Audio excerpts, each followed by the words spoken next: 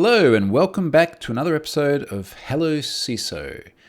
Today we're going to jump into everyone's favourite topic, breach response. Let's get into it.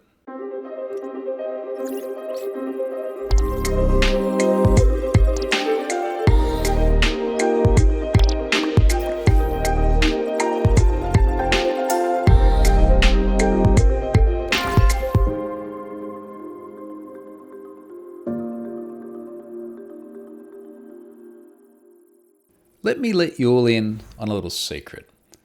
Breach response really hasn't changed for many years, probably even many decades. And every security professional knows the same basic steps to follow. Generally, we're all following the same version of the same recipe. Assess, contain, investigate, secure, and remediate. Now, if the basic framework for breach response really hasn't changed for a very, very long time, why is it that according to Proofpoint's 2021 Voice of the CISO survey, 66% of CISOs say that they're unprepared for a cyber attack? A lot of this has to do with living in a COVID era where we do have so many people now working remotely. But dig a little bit deeper and we'll see that there are much greater problems as well. Being prepared is about knowing more than just the playbook. It's about knowing the organization, the people, the vulnerabilities, and the technologies that it's comprised of. So today, let's talk about three different aspects of breach response: organizational priorities, how well you know your team, and the breach response plan itself. Let's start with organizational priorities. And as a CISO, and I am aware that for many of you, you are CISO in all but name, you do have some input into your organization's priorities. But those priorities may not always line up with your own. Let's take a pretty famous example. Equifax in 2017. Now, most people are pretty familiar with this already, but let me give you a quick recap. This was an incident where 160 million people had their private data exposed. And it was exposed due to a vulnerability that had already been patched, but Equifax simply failed to take that patch and apply it within their organization. That was a human decision. Someone at some point decided not to apply that patch. As a result of that, 160 million records of personal data were compromised and obtained by attackers. So why was the decision made not to apply the patch?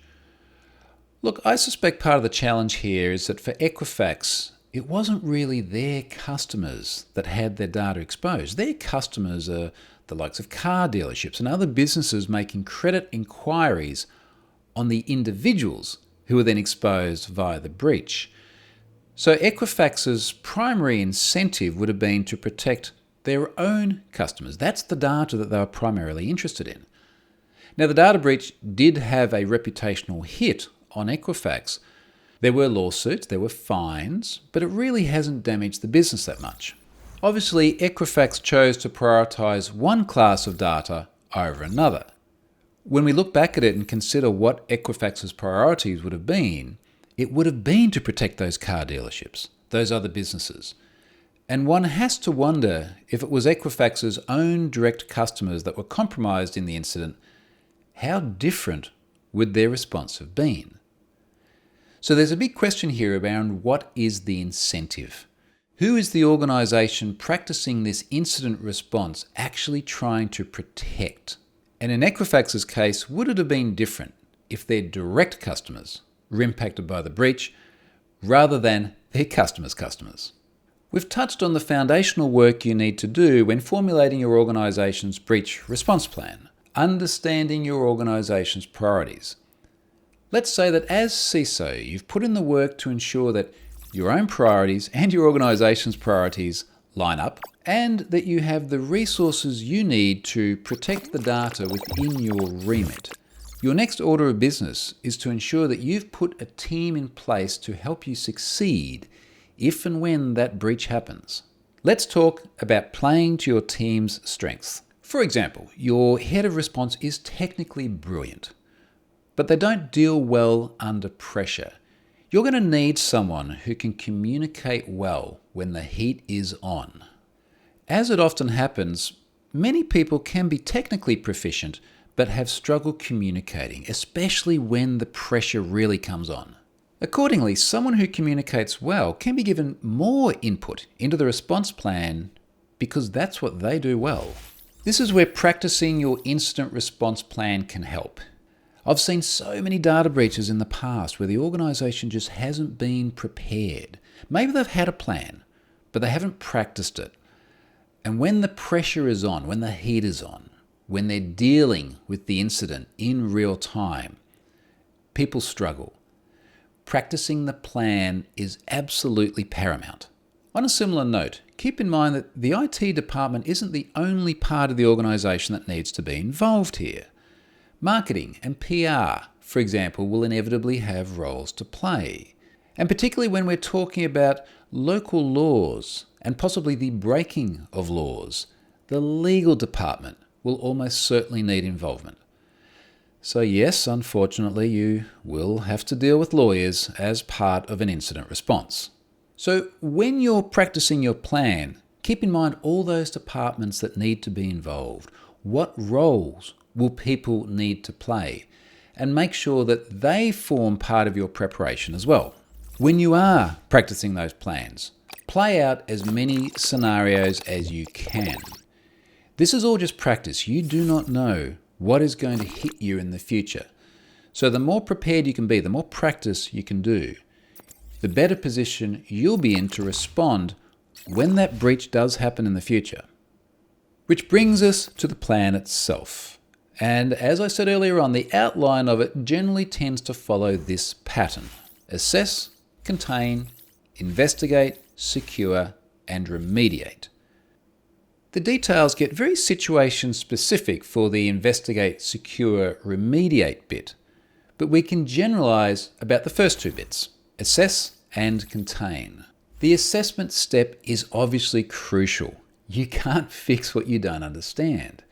This is where it's so important for your incident response lead to have a cool head. The first assumptions about what's happening is probably going to be wrong. It almost always is. Your IR lead needs to be able to push past their first incident and follow where the evidence takes them to. And that may well be somewhere completely different to what they initially expected. The containment step is another place where people often falter because often they don't clearly understand their goal. Often because that assessment step hasn't clearly identified the root cause of the problem. It can be helpful to think of a medical first responder here. Their job isn't to perform surgery on you. Their job is to sustain you, keep you alive, stabilise you, until you can be transported to hospital, and then a specialist can perform the necessary surgery. It's the same with incident response containment. Stop the bleeding so that you can then move on with the investigation. As I said earlier, the details of the remaining steps, investigate, secure, and remediate, do get very situation specific, but we can summarise as follows. During the investigation phase, your goal is to establish what went wrong, when it happened, where it happened, how it happened. Once you know that, you can resolve the problem and protect against future attacks. And then finally, you need to assess the damage and deal with the fallout in the remediation phase. I hope this gives you some idea as to where to devote your energy in preparing your response plan. As we've seen in this episode, the vast majority of effort is really preparatory.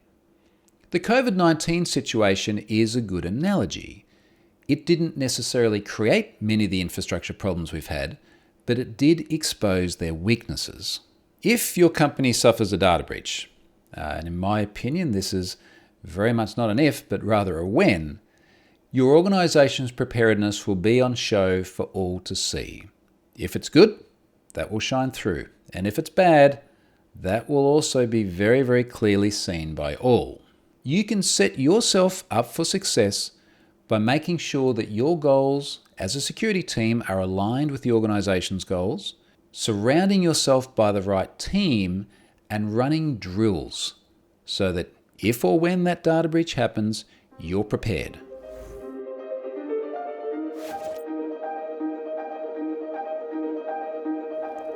That's all for this episode of Hello CISO.